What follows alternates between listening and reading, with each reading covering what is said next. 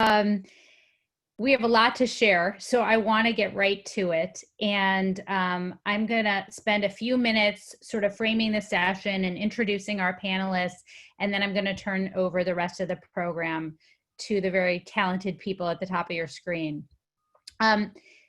First, an introduction. My name is Amy Schiffman. I am president and CEO at Evolve Giving Group, which was founded this month, which is very exciting. I was also co-founder and principal at Giving Tree Associates from 2008 to 2020. Evolve is a consulting firm based in Chicago, serving nonprofits across North America and even some abroad. For those of you who knew us at Giving Tree, Evolve is most certainly an evolution of the work that I and members of my team did via Giving Tree. And now we are really excited to take those partnerships to the next level via our work with nonprofits in campaign development, strategic planning, talent recruitment, board and leadership development, and a new line of service offering philanthropic advising to our foundation clients. Of the services we provide, campaign development is really far and away in the highest demand.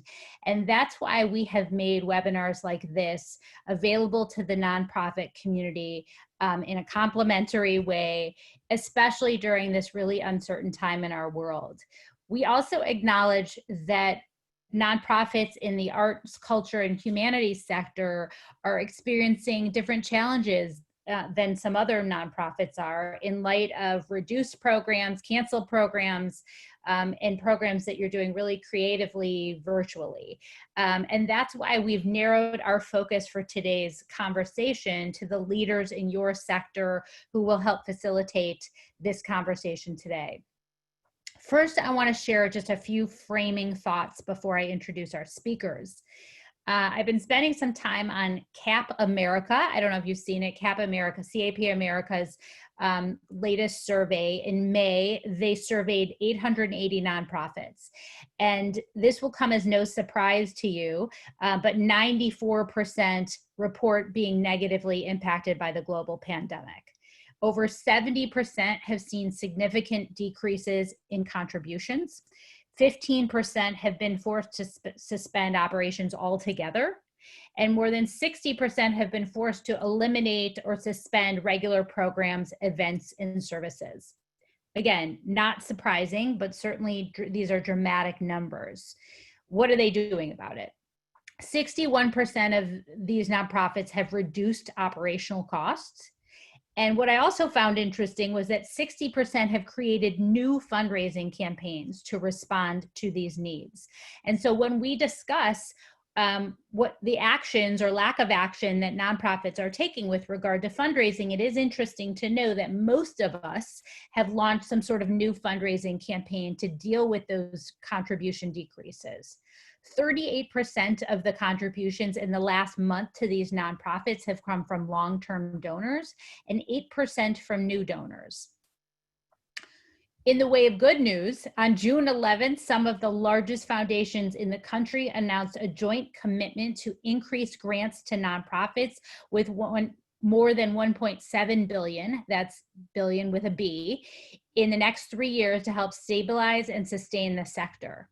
Elizabeth Alexander, president of the Mellon Foundation, said, and this is a quote, "Together we are experiencing the extraordinary pain of a pandemic, an economic depression, and relentless violence and racial threats against African Americans. The transformative and evocative power of artists, cultural institutions, and humanities scholars will prove even more essential to our country's future vitality. And therefore, we are dramatically increasing our grant making to arts organizations that are systemically under-resourced, guided by diverse and imaginative leadership, and fueled by the courage and vision we need in full force." So today, let's talk about what else we can do besides asking Elizabeth Alexander for funding and support to ensure our sustainability. Let me briefly introduce the panelists, who you can read much more about on our website and the information that we already sent you. Lisa Tilke is a senior consultant with Evolve and has spent 3 decades in the nonprofit sector. Her background in arts, education, philanthropy, and associations has informed her consulting work, focused on organizational development, strategic planning, and leadership transitions. Peter Vega is the Acting Director of Programs and Audience Development for the Chicago Cultural Alliance, whose mission is to connect, promote, and support centers of cultural heritage for a more inclusive Chicago. They are an active consortium of over 40 Chicago area cultural heritage museums, centers, and historical societies.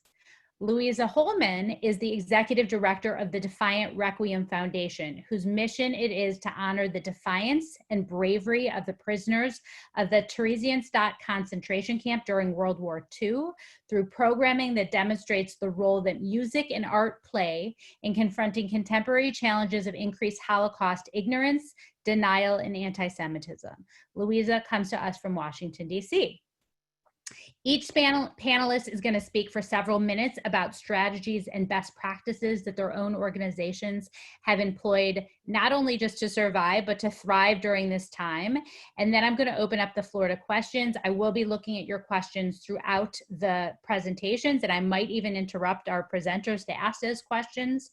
If we do not get to your question, please take advantage of our 30-minute coaching, complimentary coaching sessions that we'll offer to you after this session by way of email. You can sign up for those sessions. You'll also receive any slides that we share today via that email. I'm going to turn this over first to Lisa to talk to us about what's going on in this crazy world and in this sector. Thanks, Lisa. Thanks, Amy, and good afternoon to everyone. Thank you for joining us.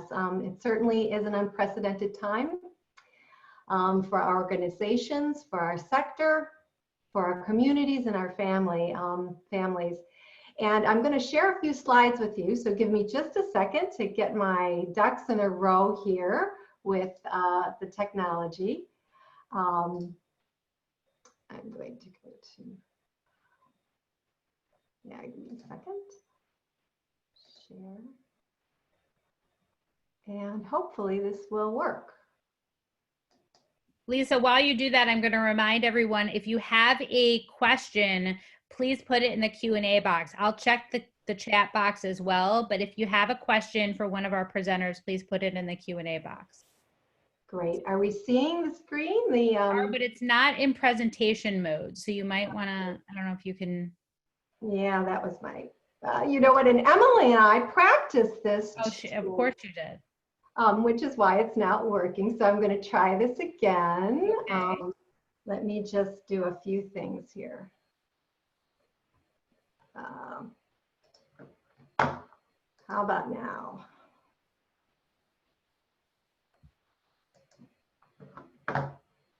We don't see it yet. Okay. So we're going to try going in and out. Okay. Maybe Emily can put it up for you while you start talking. Would that work? Oh, no, we see something good happening. Good. Yes, and if you can make your screen bigger. Yep, I'm going to get you there. There we go.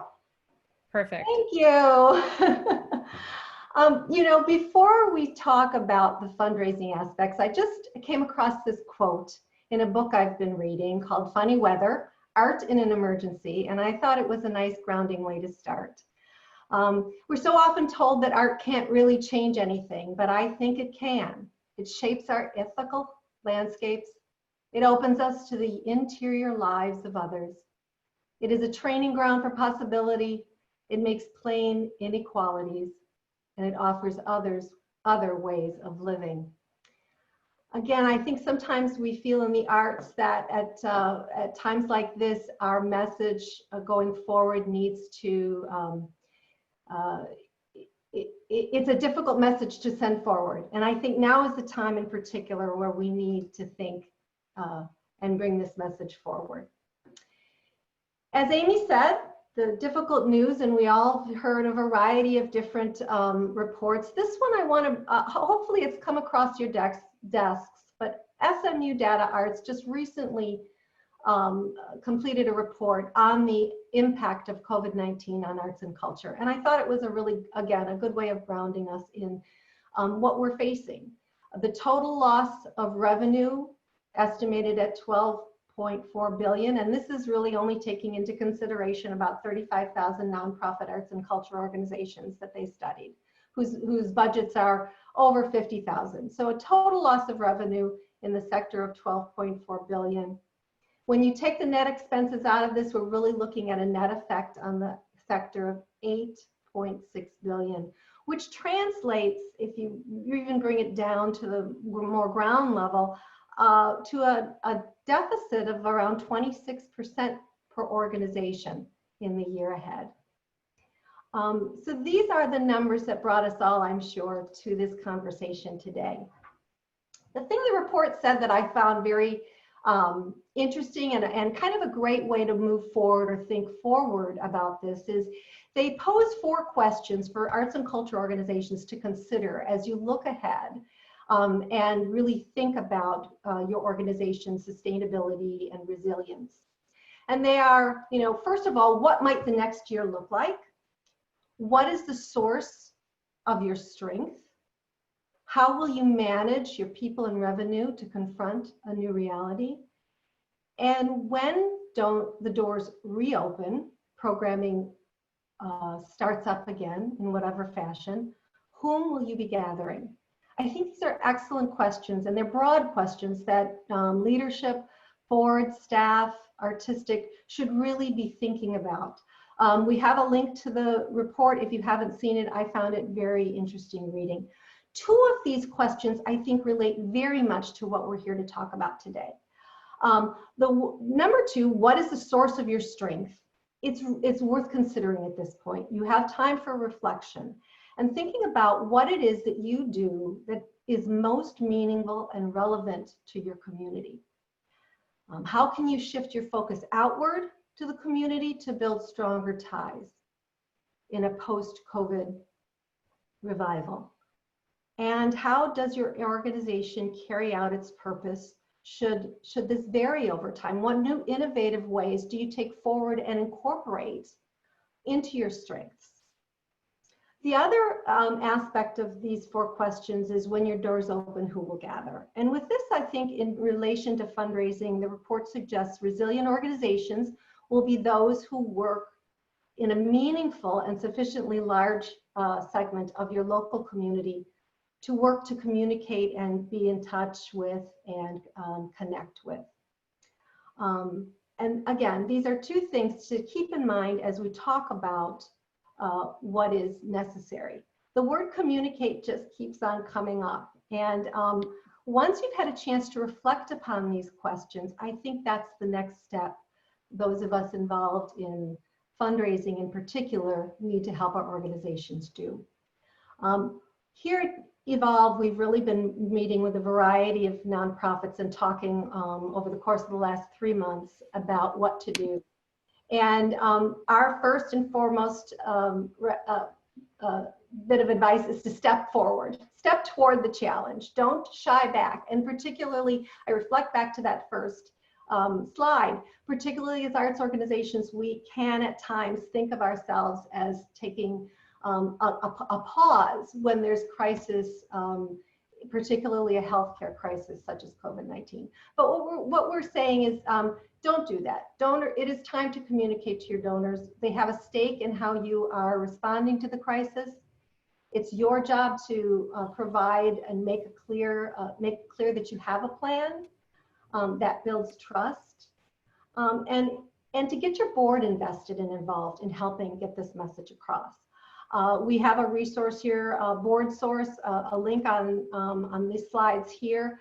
We suggest they have a wonderful crisis communications piece that you could share with your board, but it isn't only up to those of you in the office or those of you in the team, administrative or artistic team, but rather your board is there to help with this. Another thing about, canceling a variety of programs, we're looking at seasons now that are being canceled, exhibits that are being canceled. Be clear about your timing and also of what you don't know. It is okay not to know. There's a lot of uncertainty. So again, communicating with your donors about what you're doing, about your patrons as well. And the other thing to do is to think about how you are connecting and engaging meaningfully with your community or your constituency.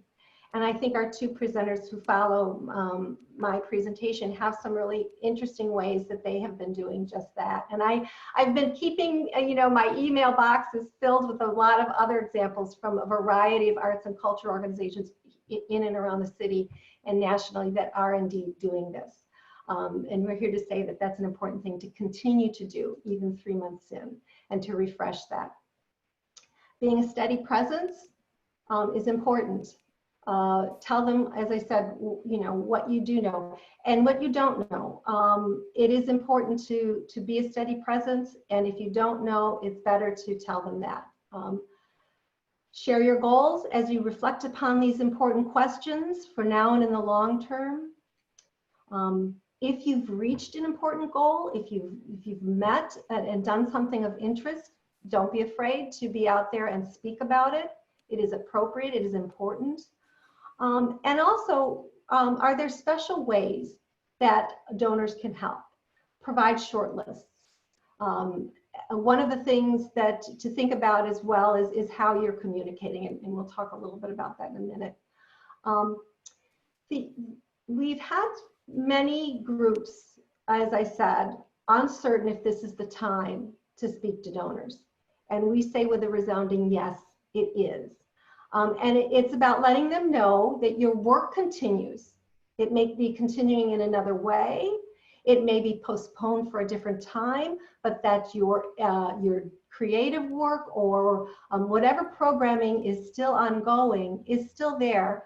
And that their support is now needed more than ever. That is a message that many donors and people in the public are hearing from a variety of nonprofits. And there really is no reason why you shouldn't be part of that conversation and communicating with donors in that space. We all have talked as well about rethinking events and fundraising tactics. So here's just a short, brief summary of that. I know that this is a topic in and of itself, but the message here is that once it is about thinking. It's about thinking ahead, whether it's something that needs to be canceled, postponed, or made virtual. But then that decision needs to have to kind of go through a bit of a filter. Consider the goal. Is this event or tactic meant to be a friend raising or a fundraising activity? Very different reason for doing it. It's important to identify your rationale because that may make a difference in how you choose to go about doing it, whether it's paid, whether it's free. Really, what is the goal? What is the goal? And some of those fundraising events or tactics that you had in the pipeline might pivot from fundraising to friend raising because that is the essential thing that can be done on that platform, and vice versa. So again, go through that thought process. Think about that.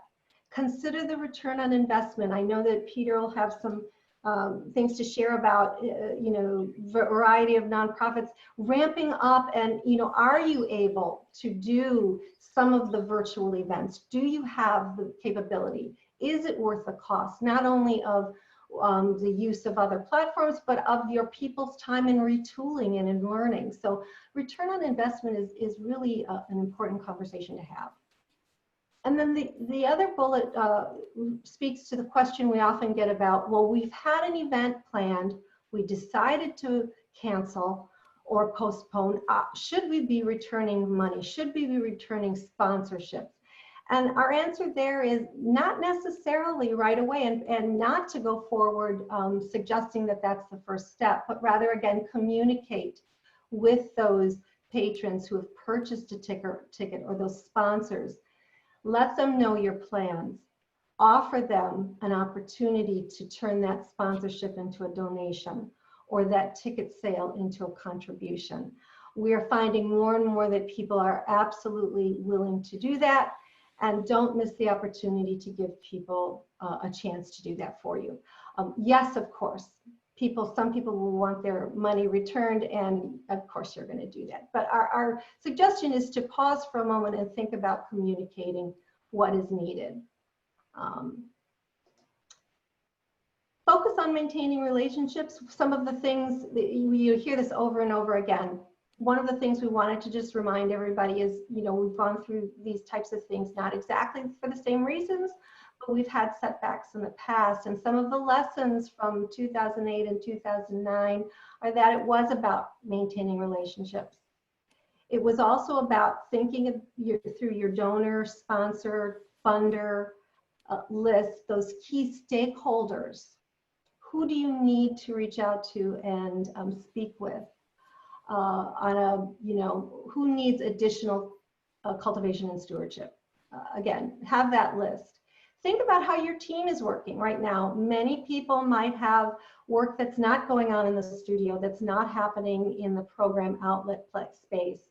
Are those people on your team in a place to help you with this cultivation? Bringing people into that process. Think again, innovatively about your staff and your artists. Know your donors.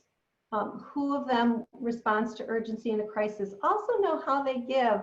One of the interesting things I've seen just recently, the nonprofit Tech for Good, I think it was, last week, they had top 10, things to know about donors during COVID-19. And one of the top 3 preferred methods right now is online giving.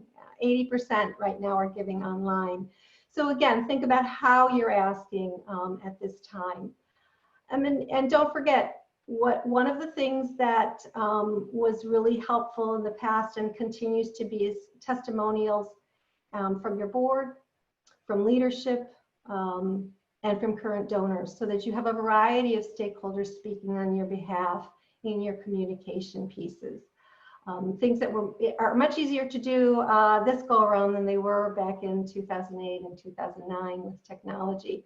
I've seen a lot of really great effective pieces come out where board members have been in a relatively raw way, just speaking to, online, speaking in a camera, having that video being put together with other messaging. Again, think innovatively about how to use your advocates on your behalf. And lastly, I want to really speak to the fact that this may be the time to revisit your case for support. And indeed, I would say that it probably is. And to really polish it up or pivot it as needed, make it relevant to the times as needed.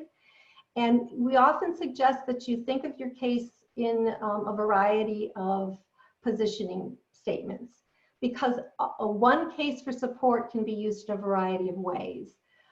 There can be a case around your need for operating and really what the messages there might be. They might be very clear, compelling, and urgent, and outline your needs. But there should also be some case that focuses on what the donor is looking for. What does the donor hope to achieve in supporting your organization? You can also think about those donors out there that are in position to be partners. So looking at your case for how would you consider partnering with us to address these challenges? Again, another good way to think about speaking and communicating with that donor. And as we all know, and we've been hearing in a variety of forums, telling stories, I can't tell you, and you know yourself, it really does need that personal connection in so many ways. Making it real and urgent and necessary. As we have a statistic here that 86% of the top 3% households by wealth give to meet a critical need. So how do you connect? And I harken back to that first slide. Sometimes we may find it difficult to articulate outwardly about the impact that art has on our lives. But I think it's necessary, more necessary now than in any other time. And I think it's time to rise to the occasion. And I'm seeing that happening. But as our message is, don't shy away from the challenge, really step into it do some thoughtful reflecting upon your work. I'm going to now take us down from we're going to move to the case scenarios, and those really are starting with Peter. I'm going to get off my stop share so that our moderator can come back in. Is that how you'd like to do it, Amy? Yeah. Thank you, Lisa. We do have a couple of questions, but I think I'm going to move to Peter, and then we'll take a pause and we'll answer some questions, and then we'll go to Louisa. So Peter, talk to us about how Chicago Cultural Alliance is responding to these challenges. Excellent. Thank you. Oh, Louisa, yeah. I just want to address one thing before we move on. And Amy, please jump in. I know there's been some concern about the Holocaust original artwork and the recent photo of the Nazis at the railroad station. And I apologize for that. They were taken out of context and should have been explained. That is artwork from our foundation for our concert performances, and a photo that we often use as part of our explanation of what went on in the Theresienstadt concentration camp. And I apologize if anyone was offended by it or didn't understand why that appeared in the context of Lisa's comments. Thanks, Louisa. That is helpful. Sorry, Peter, please proceed. No, that's okay. No, that was needed. Thank you. Excellent. Well, thank you all for allowing me to be here to share some of what the Chicago Cultural Alliance is doing. As Amy said earlier, Peter Vega is my name. I'm the executive director of the Chicago Cultural Alliance. You'll see my animals running in the background for a while, so that will be happening. You might hear them as well. The Chicago Cultural Alliance is a consortium of 40 cultural heritage centers. We are an art service organization, so we help support other nonprofit organizations that are museums and cultural heritage centers around the city of Chicago. Very distracted by the animals. And so they, together, we are working actively to restructure what the Alliance, how the Alliance supports cultural heritage centers and museums throughout the city. When all of this, when the pandemic came into place, we had to take a serious moment to reanalyze what our programming looked like overall. So we had to make some serious adjustments to what we were planning in 2020. And so some of the projects that we worked on, we had to delay, and others we kept going. But one of the things that Lisa mentioned was just going back to funders and talking about grant and money that they've given or sponsors that they've given for that specific reason, and telling them about it and trying to get them to understand and convert that to a donation. That has worked for us. It's worked at least twice now. And so I do think that it's definitely worth that conversation. But in our pivoting, we've done some changes where we decided we needed to first take a step and listen to what our member organizations needed. So we created a bi-weekly town hall meeting virtually to just listen to what core members were happening and what was happening at their organizations, so that we can learn how to support them further. And fundraising obviously is one of the biggest challenges that they are facing. And many of these smaller nonprofit organizations and museums are struggling with the access to relief funding and to foundation funding, and really need to think uniquely about how they are fundraising, because they may not have access to even some of the relief funding that's available out there. Many of them have been even denied the PPP, payment protection loan. So we've done a survey to understand where all of these organizations are so that we can help support. And what we decided to try to do is we launched yesterday Taste from Home. It's a storytelling and marketing campaign that we are using in place of a fundraiser. And it really is more of a test for us to figure out how we can be fundraising virtually. we had to move our annual gala from May to October for now, but we don't really know if we'll be able to do that in October either. So because we had to move our gala, we had to do something to be a stopgap here to help us with our cash flow. And as I was saying, part of our challenge, we are a nonprofit organization ourselves serving nonprofit organizations. So we have, you know, a level of engagement there that we also need to figure out on how we partner with our member organizations on fundraising to help them as well. So this campaign, just kind of came together about, you know, everyone cooking at home and spending time, you know, with their families and you know, creating different recipes that maybe they haven't done for a long time. We thought that that would be just a good way to just start and see where we can go with that, you know, momentum around food and culture. So the campaign, as I said, started yesterday, and one of the unique things that we're trying with it right now is we are fundraising in collaboration with our core member organizations. So any one of our core member organizations can participate in this fundraising campaign. That's really unique because it's not been the case for us to fundraise collectively as an alliance.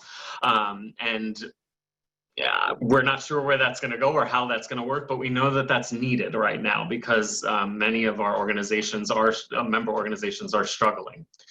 And so this Taste from Home campaign at the end of the day really is a way for us to try and use social media and our virtual tools as much as possible. It really just gives us a reason to do it and to ask for donations. But honestly, we're really in more of the long-term game for this. We need to figure out how we can use these tools to help us in the fall, because I truly think we're not going to be able to have our gala in the fall as a live event. Because, you know, as Liz was saying in the beginning, it's very different for each organization on what that event really is. But for us, that event is truly a live event, and there is really not, we've thought thoroughly a way to make it virtual, but we just don't see that as the way that we should be going. And so this first campaign is more of a pilot to give us a reason to do something bigger and better later, because that is going to be necessary for us later. Our fundraiser is a good portion of our annual budget, and we can't be without that this year in any way, our gala. So that's where we are trying to figure out how we can do this virtually. So Lisa, I don't know if you want to, I think you had some slides or screen shares around Taste from Home, so I can just give a quick Yeah, absolutely. Let me preview. get better at it this time. Yeah, that's perfect. That's just the main website on our page. And really, it's kind of a crowdsourcing storytelling initiative. We're asking people to contribute their own stories about their recipes and the stories that connect them back to their family and their culture. Really, you know, we're trying to saturate our you know, platforms with this information to just grab attention from people, and hopefully to then ask for donations from them as a part of this campaign. So it's pretty out there and different for us in terms of even its format in any way. We've never used a marketing and storytelling campaign as a fundraiser at the same time. So it's really unique. I haven't, you know, if other people have seen other organizations do this, please let me know, because I'm also exploring like how this is working for other organizations too. It's very much a trial. That effort is what we're working on right now as a way to try to fundraise. This is our larger campaign that we're doing. We're also doing 2 smaller fundraisers on the side, and one is the Support Chicago Arts campaign, which is actually was just started by a company called Direction Tour Marketing, and they invited arts organizations to participate in it. So anyone is still welcome to participate if you visit their website. And it really is just low stakes for us for doing that. It is, we promote the fact that this campaign is happening, and people can purchase lawn signs that say hashtag support Chicago arts, and a portion of those proceeds come back to the Chicago Cultural Alliance for promoting that lawn sign. There's poster signs for windows, all of that kind of stuff. This company decided to do that as their way to give back. They are also still making money on that, I will say, because they are, you know, the signs are being purchased from them. So there is some payback towards them as well, but they've also been a company that we've used a lot in our marketing. So we have a relationship with them that works really well for us. So it was their offer of support to help us as well, which was really appreciated. So we did that fundraising, and that will be something we promote along with Taste from Home. And a third thing that we're doing also is we've actually, I'm not really sure if I shared this with you all yet because we haven't officially launched it fully, but we're doing, we created a webpage on bookshop.org that was recommended to us by one of our partner organizations. The American Writers Museum uses it for their bookshop. They sell books that then a purchase of the proceeds come back to them as well. But this website, any nonprofit can sign up. It also supports local bookstores. And so we are doing these 3 different campaigns right now, virtually, to fundraise for ourselves in some way, to try things a little differently. 2 of them are very low stakes for us, and always it's just sharing that out and letting people know that these exist as a way to fundraise for ourselves. The other one is a little more intensive and hands-on. But we just felt that, you know, we needed to try as many things as possible in a short amount of time. And the reasoning behind all of that on my end, on why we decided to do 3 different things, was also our organization is very much dependent on our board for fundraising. Our board drives our fundraising efforts, and that was a big part of our gala as well. And because the gala is not there, it's not giving our board reason right now to fundraise for us, which they normally would at this time of year.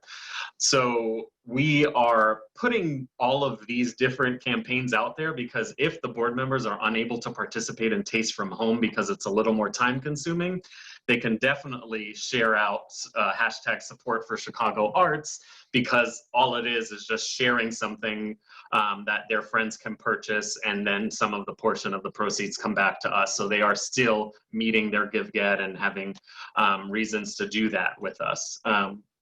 So we wanted to make some accessible ways that our board can fundraise, along with some, you know, more interesting and exciting ways that we can do it as well that are, you know, going to be a little more intensive on our end. But those are the 3 areas that I really wanted to share, and I'm happy to answer any questions of anyone if you're interested in learning more about these campaigns and participating in these campaigns. You know, one of the unique things that I think we are, you know, we're trying to explore, and I don't know if it's going to work, but it is this kind of partner fundraising initiative. It's what the Support Chicago Arts initiative is about. It's what Taste from Home is underlying. Bookshop is using somebody else's platform to be able to fundraise on our behalf. We're just trying, you know, this partner fundraising initiative as much as possible to see, so that we're a small team. We're only a team of about, we're 3 full-time staff members and 1 part-time staff member. So we really needed support from other organizations to help us with our fundraising efforts as much as possible. So that's where we positioned ourselves as much as possible to be able to move forward. So if anybody has questions on partner Peter, we do have a couple of questions. Yeah, absolutely. I'm happy to answer. I think that the core of these questions is sort of like, how does the fundraising piece work? How explicit is that? We have one question that says, how does this operationalize from an FRD standpoint, financial resource development standpoint? How do people contribute? How do you share with your members? Yeah, absolutely. Yeah. So we just actually moved into so one of the things operationally that we had to do is actually find a new fundraising system for ourselves to work virtually, because we didn't have a robust fundraising virtual back end. We were just using PayPal. We were using, our one website as, Square. We were trying different areas of fundraising that, to have those tools. We decided we needed one platform to help us do that. And so we moved into Neon CRM, which is a great platform for nonprofits to use for fundraising. And on Taste from Home, the main outlet for fundraising is actually peer-to-peer fundraising pages. So anyone can set up a peer-to-peer fundraising page and promote that page to fundraise on behalf of the Alliance. So our member organizations are setting up individual peer-to-peer fundraising pages, and then anyone within their staff can also be set up as someone to set up a page within that team. And then the entire staff at the museum can actually share recipes, share stories, and actually promote donations, ask for donations for their own organizations. And within that, Neon makes it really easy for us, for that team to show, for example, the Chinese American Museum is participating in this campaign. They are going to be sharing their stories, asking for donations for their organization, and a portion of those proceeds are also going to come back to the Alliance because we are helping them set up all of these things, promoting it ourselves, putting it out there so that we're fundraising together. We'll do that with each of the organizations that we work with, and anyone can actually set one up. So we're also doing artists, community leaders, anyone out there who wants to create a fundraising page on behalf of the Alliance can do that. Whether that's going to work for this storytelling approach that we're taking right now, I'm not sure. But it's something that we're just trying differently in that sense. I hope that answers the question specifically on how we're fundraising with Taste from Home, at least. It's a peer-to-peer fundraising campaign. We have a couple other questions about that campaign, but I think I'm going to, with your permission, Peter, allow them to contact you directly. Yeah, no, that's totally fine. To get some of those questions answered. Yeah, absolutely. Anyone can contact me specifically about any questions related to this. I'm happy to answer. Great. So another question before we hear from Louisa was just about one of our participants said that they had heard from kind of a wealthy patron that this was a difficult time to focus on the arts when there are so many people in need and are at risk. What do you say to that? Any of you could answer, but Peter, why don't you take a shot at that, and Lisa, chime in. Yeah, I will say, so for our Taste from Home campaign, we had initially planned on launching it on June 1st. We launched it yesterday, but we had to delay based off of what was happening with, just civil unrest, COVID. We just wanted to make sure that our messaging around this was right and appropriate. And so we wanted to pause and wait until we felt it was time to be able to do that. So we launched it yesterday, and we actually also had to pivot a lot of our messaging on how we are positioning this, because it became about we moved our messaging to really, really hyper focus on cross-cultural understanding, which wasn't necessarily, that's the work that we do already. We do a lot of programming with cross-cultural understanding, but it wasn't necessarily fully within our fundraiser initially, but that pause gave us time to think about how we can reassess the messaging to really work for what's happening right now with current issues. And so we're going to be putting out some recipes and some stories that also talk back about what are happening in current events as a way to tie it back, which, we weren't thinking about fully that way 2 weeks ago. We only had a few ideas of where to do that, but we needed some time to think about it. So we did have to pivot some of how we were talking about it in our messaging to help. That makes sense. I have another question, and Lisa, maybe you can address this one. Do you suggest sending separate new cases for support to current donors who supported you through the crisis, acknowledging how they have sustained you and prospective donors? So in other words, does our case need to shift? And should we be speaking more directly to donors who are contributing through this time? I think that we always have to be nimble with our communicating and your case. It's not necessarily that the case shifts, but that the thread of information may shift and change, right? So when we talk about the case for support, it gets back to what Peter was just talking, the earlier question about really reflecting upon what it is that you do that is of value to the community, to society. You really need to feel confident in speaking that. But when you're talking to individual donors, for example, a cohort of donors that have supported you through this crisis, you're going to want to acknowledge, be timely with what you're saying to them. And I would also say be authentic. We're not saying to bend oneself backwards, but it is good to let people know that their donation was meaningful at this really critical time. And you know, again, those can be more updates. It doesn't mean that you're asking all the time. It's really about maintaining that relationship. So follow, in so many ways, it's following your gut, right? Thinking about putting yourself in the donor's position, thinking about yourself as a donor. When I give, when is it time? When do I like to hear and what do I like to hear? That's always a really good question to remind yourself. Thanks, Lisa. Louisa, tell us about what the Defiant Requiem Foundation is doing right now to maintain sustainability. Thank you.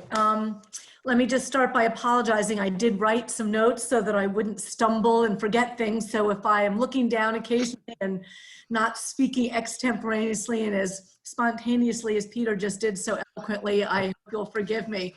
Let me just say I'm really honored to be a part of this discussion. I have served as the executive director of the Defiant Requiem Foundation for 10 years. We are a small nonprofit organization that primarily relies on performance art to relate the story of prisoners in the Terezin concentration camp during World War II who turned to art and music as cultural resistance and spiritual nourishment. Let me just say again that our beautiful original artwork and some of the photos that Lisa used at the beginning came directly from our work. And although they were taken out of context, I hope if you check our website, you will see them in context and not be offended in the slightest by any of them. Our mission is not only to honor these brave prisoners, but to use our artistic products to confront anti-Semitism and all forms of hate. The foundation has 2 original Hallmark concert performances that we have taken worldwide that require musicians, singers, actors, and a conductor, and obviously a live audience. These performances have clearly been sidelined indefinitely due to the coronavirus pandemic. Our foundation relies primarily on income from these concert performances and donor philanthropy to support our mission.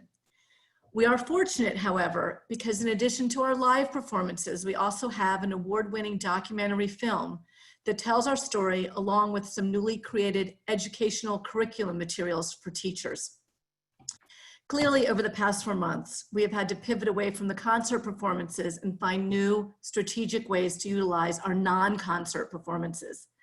These concerts not only bring in revenue, but connect us to thousands of new potential supporters at every performance. We also partner with other organizations, typically Jewish organizations, who use our concerts as their annual fundraising event, sometimes combined with a dinner, sometimes not, and we benefit as well from this format and their fundraising efforts.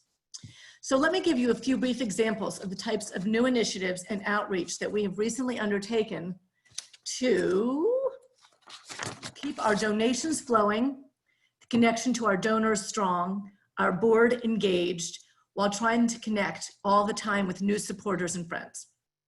One of the most important steps we took recently was for our board chair to personally call every member of our board of directors to ask for an increased gift in 2020 and to make that gift by June 1. Typically, we have solicited our board very late in the year and most gifts arrive in December. But clearly backloading these critical gifts in 2020 was really not a good idea. And I'm really pleased to say that our board rose to the occasion and we have pledges and/or gifts from 100% of our board members, many of whom gave more this year than last year. And I really credit this to the individual calls made by our board chair and his personal commitment to making a significant leadership gift this year, along with a matching grant that he publicized to the board. We also provided a free link to our film that we sent out several times to everyone in our database, and this actually got more than 3,000 hits. In addition, since we couldn't hold live film screenings with a Q&A run by our president and artistic director, we offered organizations the ability to watch the film followed by a live Zoom discussion. This was a really successful program, and we likely reached thousands of new potential supporters through this effort. Of course, follow-up is critical, and we hope some of these viewers of the film will turn into donors. My development manager, Lucia Caliendo, is actually on this call. She's listening, so I hope I do a good job. And I want to credit her with creating regular short e-newsletters that we send out almost every 2 weeks with updates, news, and links to interesting articles that are relevant to the relevant information to the work that we do. Lisa has a couple samples that she'll pop on the screen for me of ones that we've sent out in the last couple of months. Feel free to put those up. I assume I can keep speaking while that's on the screen. Yeah, this was one that around Holocaust Remembrance Day. And it also, as you see at the bottom, talks about experiencing our Defiant Requiem film at home.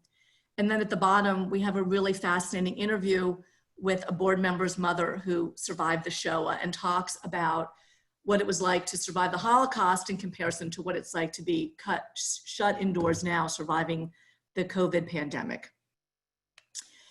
So in addition to that, Lucia also keeps tabs and works to strengthen all of our social media presence, which we have been actually fairly weak on for many years because we just don't have a large staff, but she's really worked to strengthen our outreach there. And she's worked really hard to segment our decades-old error-filled database, I'm ashamed to say, and create segmented letters and emails to different groups of donors, such as people in our system who've never given, and others in our system with only a postal mailing address, for example.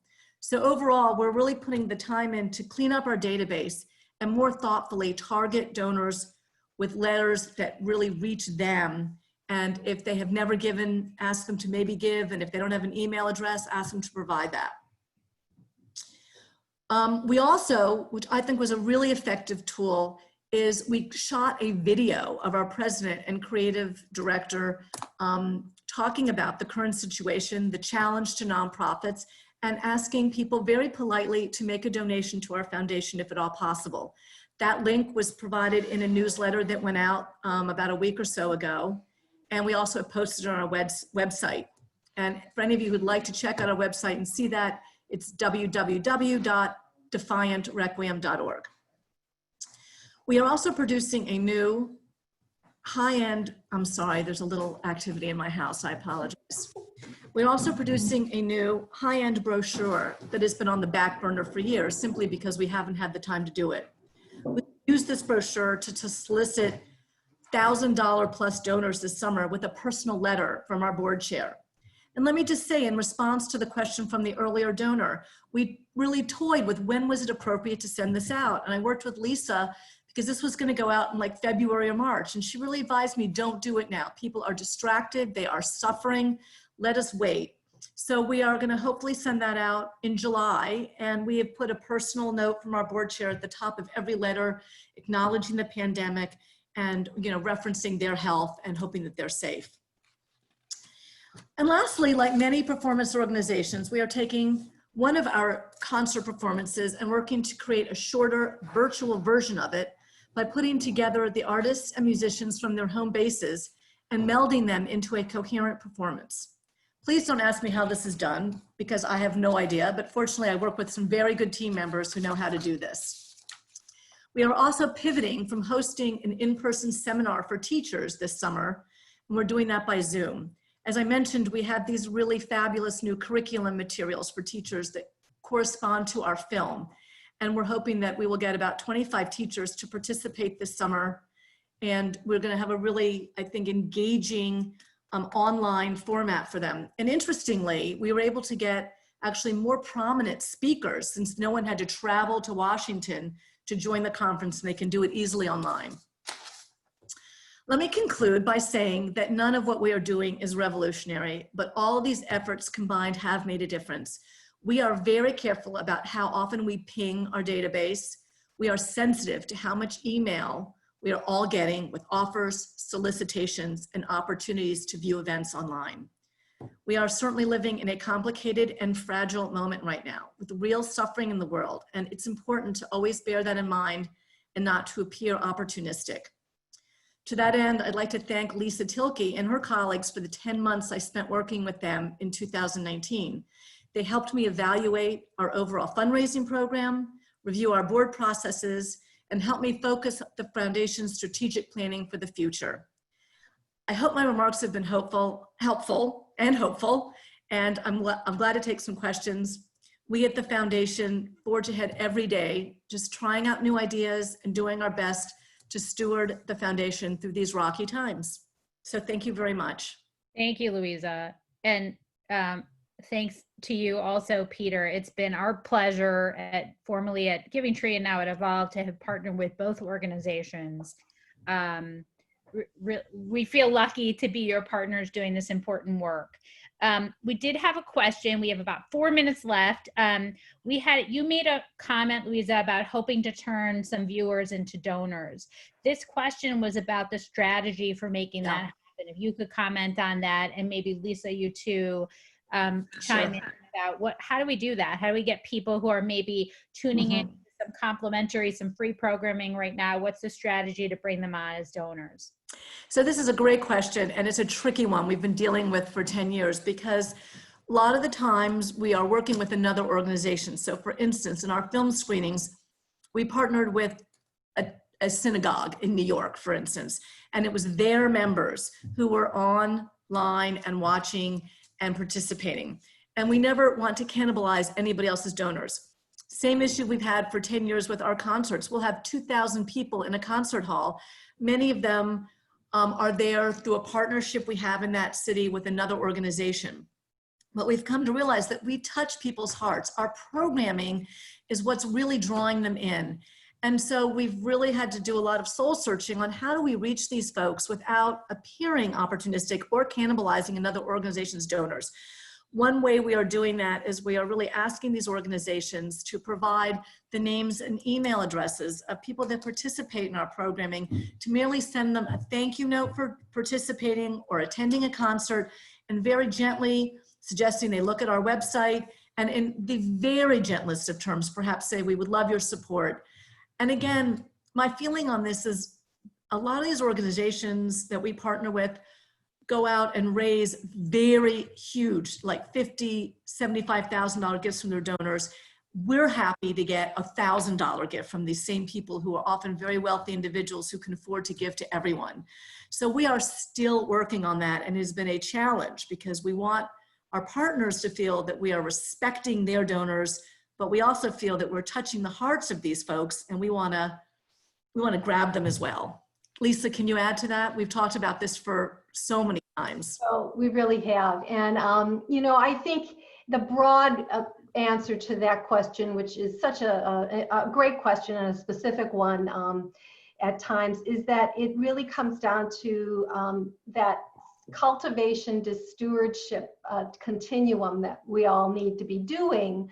And that how are you right now, if what you're focused on, and as Louisa said, in March, it was not the time to launch a direct appeal to get donors for that organization of $1,000 or more.